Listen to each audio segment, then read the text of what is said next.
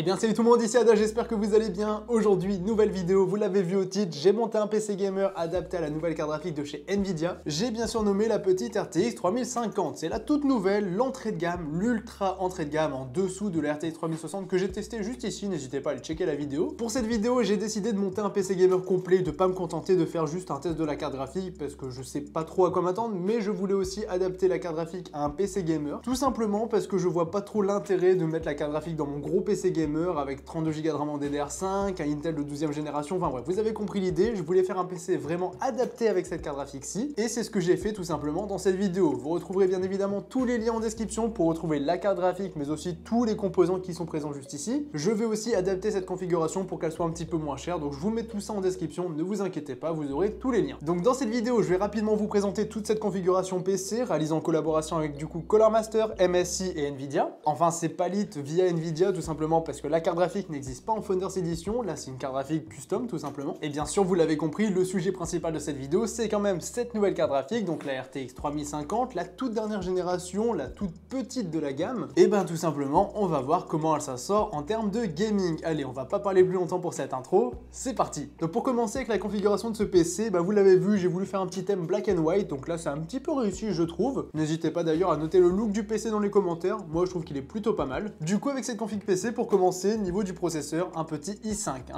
10400F pour être précis, donc le sticker de thread que je vous parle assez souvent sur la chaîne. C'est un processeur super polyvalent qui en ce moment vaut pas très cher, bien sûr la carte mère ça vaut plus cher que le côté de chez AMD, mais en ce moment on va dire que celui-ci n'a plus vraiment de concurrence, parce que le 3600, vous le savez certainement si vous suivez la chaîne souvent, il est vraiment remonté en termes de prix, et ce petit processeur du coup qui vaut à peu près 150 €, franchement c'est une petite pépite en termes de rapport qualité-prix, parce que pour du gaming il s'en sort bien, pour du multitâche c'est aussi plutôt pas mal. Du coup voici pour ce qui est du processeur. Ensuite pour la carte mère on peut la retrouver juste ici, donc c'est une petite B460 de chez MSI, c'est le modèle Tomahawk, donc un modèle en ATX qui est vraiment très bon. Les Tomahawk vous le savez très bien, je les aime beaucoup, je les mets souvent en avant et là pour le coup j'en ai mis un dans ce PC. En tout cas très bonne carte mère dans l'ensemble qui suffira amplement pour cette config PC gamer. Ensuite pour ce qui est des barrettes de RAM, bon elles sont juste ici, je vais pas les enlever, elles sont pas synchro au niveau du RGB, c'est parce que le PC n'est pas lancé, mais du coup ici on est sur le petit Crucial Ballistix 2x8 Go de RAM en 3600 MHz, oui c'est un petit peu overkill pour ce PC parce que tout simplement normalement on met des 2666 MHz, mais bon j'avais des 3600 dans mon bureau, de toute façon ça restera bloqué, ça sera bridé, c'est pas grave, mais dans tous les cas j'allais pas en racheter, vous vous en doutez. Après ne vous inquiétez pas, en description je vais tout adapter, il y aura pas de souci à ce niveau là, mais dans tous les cas les barrettes de RAM c'est 16 Go de RAM, c'est amplement suffisant pour une config comme celle-ci qui suffira largement pour jouer à tous les jeux du moment. Ensuite au niveau du stockage pour cette config PC, bon là le stockage c'est comme d'habitude, c'est une config de test pour moi, du coup j'ai mis mes SSD de test, mais bien sûr au niveau du stockage c'est toujours comme bon vous semble, vous pouvez mettre 1 Tera de SSD ou alors 1 Tera de HDD, 2 Tera de HDD plus 480 Go de SSD, c'est vraiment comme bon vous semble. Je pense qu'un bon petit combo pour un PC comme celui-ci, c'est soit mettre 1 Tera de SSD, soit 240 Go de SSD plus 1 Tera de HDD par exemple. Mais encore une fois, c'est quelque chose qui va dépendre de vous, que vous pouvez bien sûr adapter complètement, et ça je vous mets tout simplement des liens en description. Ensuite au niveau de l'IO, il est juste ici, regardez j'ai la boîte là, bon bien sûr vous l'avez aussi juste ici, en blanc, il est super joli, avec la petite pompe en blanc aussi, franchement c'est très joli, bien joué Colormaster, ils ont bien fait les choses pour le coup, enfin pour le coup c'est comme s'ils faisaient de la merde avant, mais non, c'est bien fait. Du coup ici vous le voyez sur la boîte, on est sur le petit ML240 Illusion, donc c'est un petit IO qui est franchement super intéressant, qui est vraiment très joli, pas forcément trop cher pour avoir un IO en blanc, même s'il est un petit peu cher quand même. Niveau des ventilateurs présents dessus, c'est d'origine, il y en a deux, et c'est ceux-ci tout simplement, donc les MF120 Halo, donc tout ça c'est du 120 mm en RGB, bien sûr du coup j'ai adapté, j'ai mis le même ventilateur à l'arrière du PC, je l'ai mis aussi ici, juste ici, parce qu'il y a un ventilateur qui est présent de base, et bien sûr vous avez du RGB sur la face avant du boîtier aussi, mais du coup au moins tout est homogène, c'est super sympa, on peut bien sûr tout régler comme on veut, et franchement c'est super joli quand on a ce PC en face de nous. Maintenant au niveau du boîtier de ce PC, bon il est clairement overkill par rapport au budget de cette config-ci, donc bien sûr je vous en mettrai aussi un autre en description, par exemple le petit TD500 Mesh en blanc, mais là pour le coup c'est le HAF500 je crois de mémoire, c'est un boîtier que je connaissais pas, que j'avais pas trop testé, c'est celui avec les gros ventilateurs à l'avant. Bon bien sûr il est très joli, après il est un petit peu hors budget, du coup pour le coup je vous en mettrai aussi un autre en description, comme ça vous aurez directement le choix du budget. Mais sinon très bon boîtier, assez imposant même si j'ai bien sûr déjà vu plus grand, mais il est quand même assez mastoc, qui permet bien sûr d'accueillir toute la configuration du PC, c'est plutôt cool. Par contre petit défaut que j'ai trouvé, c'est au niveau des câbles sur le côté, bon là on les voit pas trop par rapport au plan de la caméra, mais pour cacher les câbles on aurait pu faire un petit peu mieux, même si par exemple tout ce cache à lime là, directement je peux l'enlever, voilà regardez, on peut directement le déclipser, et ça c'est plutôt bien fait. Donc voici pour ce qui est de la configuration dans son ensemble, et bien évidemment pour terminer tout ça, la carte graphique, donc on l'a juste ici, la petite RTX 3050, c'est le modèle de chez Palit.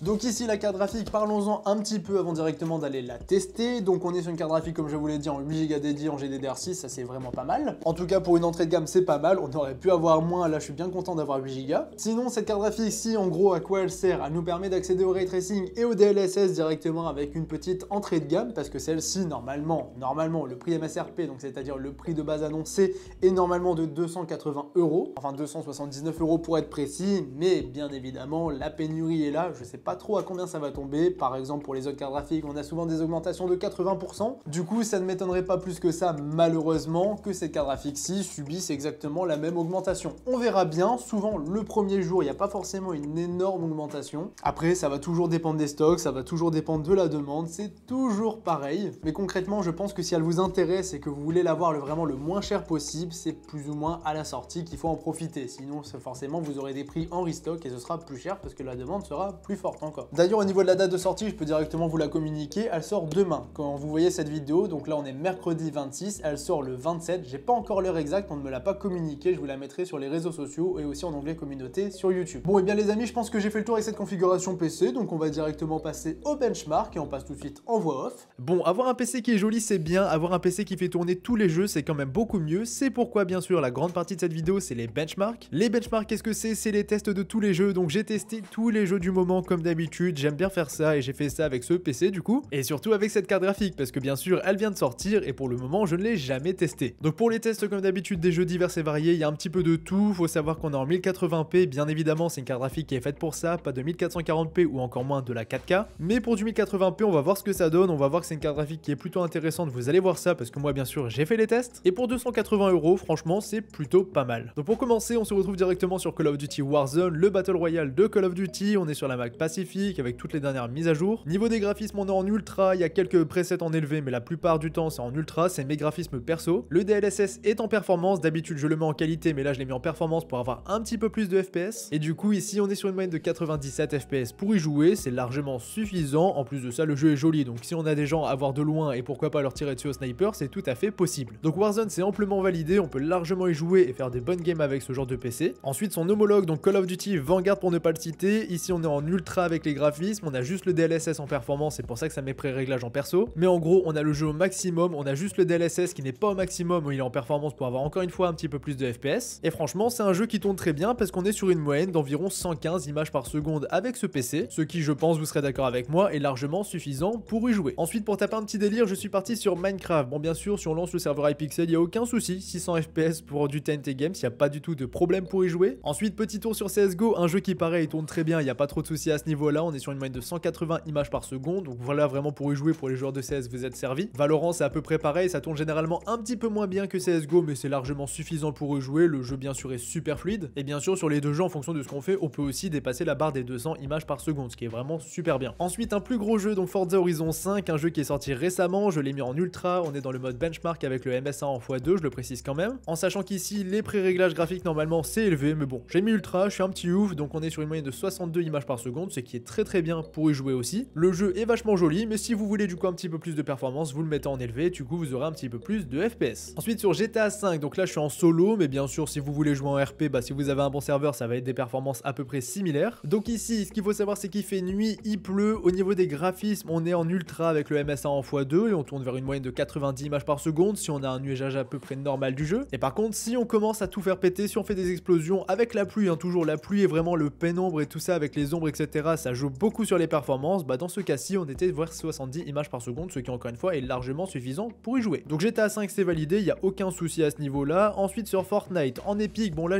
Fortnite j'ai testé rapidement, donc bien sûr les FPS c'est à prendre avec des pincettes parce que ça va dépendre de ce qu'on fait dans la map et ça va aussi dépendre de la zone. Là j'étais vraiment en début de zone, donc en épique on était à 100 images par seconde, en élevé on était plutôt vers 130, en moyen vers 170 et en low vers 210. Encore une fois c'est très bien pour y jouer, ça peut un petit peu varier mais dans l'ensemble ça va être à peu près ça. Ensuite sur Rainbow Six Siege, un jeu qui est assez gourmand en fonction des réglages qu'on lui donne, là on est en ultra mais on n'a pas du tout joué sur les rendus etc. Du coup ici sur une petite intervention on est sur 260 images par seconde, ce qui est largement suffisant pour y jouer. Ensuite Apex Legends, j'étais assez surpris, je pensais tourner à 144 images par seconde en constant, c'est pas le cas, on est sur une moyenne de 110 images par seconde. Après bien sûr les graphismes sont assez élevés quand même, là c'est vraiment du mastoc, mais bon encore une fois 110 c'est largement suffisant pour y jouer. On se rappelle quand même qu'on est sur un PC entrée de gamme et là pour le coup c'est suffisant. Ensuite Battlefield Battlefield 2042, là celui-ci je l'appréhendais un petit peu. En ultra on était sur une moyenne de 60 images par seconde. En élevé pas beaucoup plus, 65 à peu près. En moyen on était vers 75 images par seconde. C'est là que c'était le plus intéressant d'y jouer, donc je vous conseille de le mettre en moyen avec ce genre de PC. Après bien sûr c'est un gros jeu, c'est mal opti. Là pour le coup on aurait préféré avoir un petit peu plus de performance parce que là du coup c'est un jeu qui vient de sortir. Mais bon après ça restera suffisant pour y jouer et j'ai envie de vous dire pour un petit PC, bah en soi ça fait le taf. Ensuite sur Tomb Raider, là je suis parti directement sur le mode benchmark avec le ray tracing qui est bien sûr activé. On a tout en ultra, là c'est vraiment la guerre à ce niveau là au niveau des graphismes, le jeu est très joli. On est ici sur une moyenne de 89 images par seconde à la fin du mode benchmark, ce qui encore une fois est très bien pour jouer à ce genre de jeu. En solo c'est super, donc là à ce niveau là c'est complètement validé. Et maintenant pour en terminer avec les benchmarks, j'ai testé deux jeux qui demandent énormément de ressources. Le premier c'est Cyberpunk 2077. Je suis parti en ultra, j'ai mis le ray tracing aussi en ultra, le DLSS est en qualité, donc là c'est vraiment le maximum des performances et là c'est clairement un échec pour cette 3050 parce qu'on était sur une moyenne de 37 images par seconde, ce qui est vraiment pas beaucoup. Pour jouer au jeu dans de bien meilleures conditions, il suffit de baisser un petit peu les graphismes. On met par exemple le ray tracing en moyen, donc toujours le jeu en ultra mais ray tracing moyen, plus le DLSS en performance et on atteint 55-60 images par seconde de moyenne. Et bien sûr si on désactive le ray tracing c'est pas un souci, le jeu va aussi très bien tourner, bien mieux que ça. Et pour finir, dernier jeu, un jeu qui vient de sortir, qui demande aussi beaucoup de ressources, donc God of War. Celui-ci j'ai mis le DLSS en qualité. Ici si on met les graphismes en standard on est vers 100 images par seconde, ce qui est très bien pour y jouer. Si on met les graphismes en élevé on voit tout de suite une grande différence en termes de qualité graphique, mais tout de suite on va perdre en performance, on va passer vers 72 FPS de moyenne. Et là si on met en ultra, le jeu me paraît magnifique, mais malheureusement le PC ne suit pas la route parce qu'on est sur une moyenne de 43 images par seconde, c'est pas suffisant pour y jouer. Et pour finir avec un petit score 3D Mark Time Spy pour ceux que ça intéresse, j'ai eu un score de 6278 points pour la partie GPU. Donc voici pour ce qui est des benchmarks avec ce PC les amis, je pense que j'ai fait un petit peu le tour des jeux du moment, je pense que vous connaissez maintenant les performances de la 3050, du moins je l'espère. Si vous voulez un PC équivalent, je vous mets bien sûr les liens de tous les produits que j'ai utilisés pour faire ce PC en description. Et maintenant pour terminer cette vidéo, on passe directement à la conclusion. Bon maintenant les amis, l'heure est venue de la conclusion. Qu'est-ce que je pense de cette carte graphique? Qu'est-ce que je pense de ce PC? On peut commencer par le PC parce que c'est tout simplement le plus simple. Et bien ce PC déjà, il est super joli, il est super cool, il nous permet de jouer à tous les jeux du moment, de faire un petit peu de montage photo, de montage vidéo, donc tout ça c'est vraiment cool et c'est validé. Donc là pour la partie Color Master, pour la partie MSI, j'ai rien à dire, c'est très bien, c'est un très bon PC, à ce niveau là vous avez tout en description, profitez-en. Maintenant les amis, ce qui va avec ce PC, c'est cette carte graphique. Et bien sûr, si vous voulez par exemple mettre une 3060 ou une 3060 Ti dans ce genre de PC, c'est tout à fait possible et c'est largement acceptable en termes de bottleneck par exemple. Mais est-ce que c'est intéressant de mettre une petite 3050 dans ce genre de PC? Je dirais quand même que oui, parce que bien sûr ça reste l'entrée de gamme, donc la carte graphique la moins chère. C'est une carte graphique qui nous permet de jouer à tous les jeux du moment en 1080p, bien sûr faut pas trop lui en demander. Après bon, est-ce que ça a du sens? Moi je trouve que c'était bien de s'arrêter à la 3060 parce que tout simplement c'est une très bonne carte graphique pour du 1080p, même si bien sûr elle est loin derrière la 3060 Ti. Après bien sûr c'est une certaine logique qu'NVIDIA veut respecter, je comprends tout à fait, on avait les 1050, les 1050 Ti, on n'a pas eu les 2050 mais on a maintenant la 3050. Après ce qui est chiant bien sûr c'est cette pénurie, hein. Toujours la pénurie, c'est toujours le gros problème qu'on a depuis un moment et qui va encore durer pendant un long moment malheureusement. Et cette carte graphique-ci, bah encore une fois malheureusement ne va pas y échapper. 280 € franchement c'est cool, ça nous permet de faire un petit PC vraiment pas cher, mais la trouver à ce prix-là, bah franchement soit vous avez vraiment beaucoup de chance, soit vous vous êtes fait arnaquer, soit j'en sais rien, parce que je pense qu'on va la retrouver beaucoup plus cher que ça. Enfin du moins les 2 premiers jours peut-être pas, mais les jours qui vont suivre, bah on va avoir comme pour les autres je pense, une augmentation vraiment assez forte du prix, environ 80%. Enfin j'en sais rien, je suis pas non plus devin, mais c'est pas non plus très compliqué à deviner. Donc moi c'est mon prono, je pense qu'elle va beaucoup augmenter et du coup être beaucoup moins intéressante. Après pour 280 €, bah si on avait une carte graphique qui tournait à ces alentours de prix, franchement c'était plutôt cool pour se faire un PC pas trop cher. Donc voilà, comme d'habitude ça va dépendre de cette pénurie mondiale, ça va dépendre vraiment de beaucoup de choses, des stocks etc. Mais je pense pas qu'elle va trop y échapper. Après dans l'idée vraiment c'est une carte graphique qui pourrait être intéressante pour se faire des petits PC pas trop chers. Mais bon on verra ça, on va suivre un petit peu tout ça. Dans tous les cas je vous tiendrai au courant dans des configurations PC que je ferai directement par exemple le mois prochain si ça vous intéresse. Et si je trouve un PC tout monté avec une 3050 à l'intérieur pour pas trop cher, je vais essayer aussi de vous présenter ça en vidéo sur la chaîne. Si ça vous intéresse, dites-moi ça aussi en commentaire. Bon voilà les amis, moi je vous laisse là-dessus. Conclusion assez hasardeuse, hein. Je vais pas vous mentir, je sais pas trop quoi en penser parce que forcément bah, le prix va déterminer un petit peu tout. Pour 280 €, on peut dire que c'est plutôt cool. Après pour plus que ça, bah c'est compliqué à dire. Enfin bref, au moins vous avez vu les performances de cette carte graphique, vous avez vu que ça permet quand même de faire tourner tous les jeux du moment. Donc les amis, je vous laisse là-dessus, c'était Yada, on se dit à la prochaine pour une nouvelle vidéo avec des conclusions moins hasardeuses que ça. Donc merci d'avoir suivi, je vous fais des bisous, c'était Yada, salut tout le monde.